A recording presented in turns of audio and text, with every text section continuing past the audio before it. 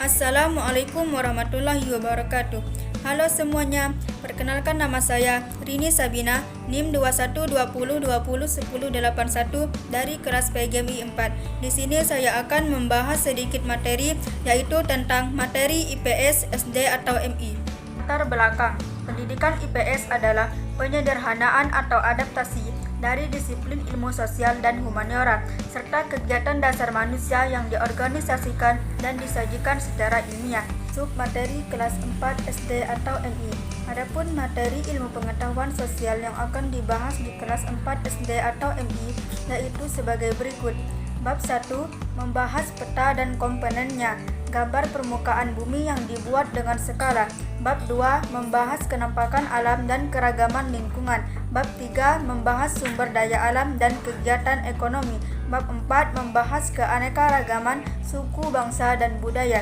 Bab 5 membahas peninggalan sejarah berupa peninggalan bangunan, tulisan, dan karya sastra. Bab 6 membahas tentang kepahlawanan dan patriotisme dan pentingnya bersikap patriotisme dan rela berkorban. Bab 7 membahas aktivitas ekonomi seperti produktif, distribusi, dan konsumsi.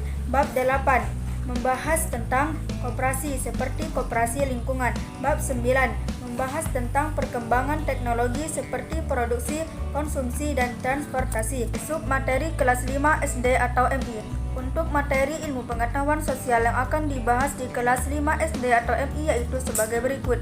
Bab 1 membahas tentang peninggalan dan sejarah dari masa Hindu, Buddha, Islam yang ada di Indonesia. Bab 2 membahas tokoh sejarah pada masa Hindu, Buddha, dan Islam. Bab 3 membahas kenampakan alam dan buatan serta pembagian wilayah waktu yang ada di Indonesia. Bab 4 membahas keragaman suku, bangsa, dan budaya di Indonesia. Bab 5 membahas jenis usaha dan kegiatan ekonomi di Indonesia. Bab 6 membahas perjuangan melawan penjajahan Belanda dan Jepang, para pahlawan dan tokoh-tokoh nasional yang berjuang melawan penjajah. Bab 7 membahas proklamasi kemerdekaan Indonesia. Bab 8 membahas mempertahankan Indonesia. Submateri kelas 6 SD atau MI. Untuk materi ilmu pengetahuan sosial yang akan dibahas di kelas 6 SD atau MI yaitu sebagai berikut. Bab 1 membahas perkembangan sistem administrasi wilayah Indonesia. Bab 2 membahas terbentuknya ASEAN, sejarah, nama, dan letak negara tetangga. Bab 3 membahas kenampakan alam dan keadaan sosial benua-benua di dunia. Bab 4 membahas gejala alam di Indonesia. Bab 5 membahas Indonesia pada era globalisasi, dampak positif dan negatif dari pengaruh globalisasi. Bab 6 membahas kegiatan ekspor dan impor. Itulah tadi materi yang dapat saya sampaikan. Lebih dan kurangnya saya mohon maaf.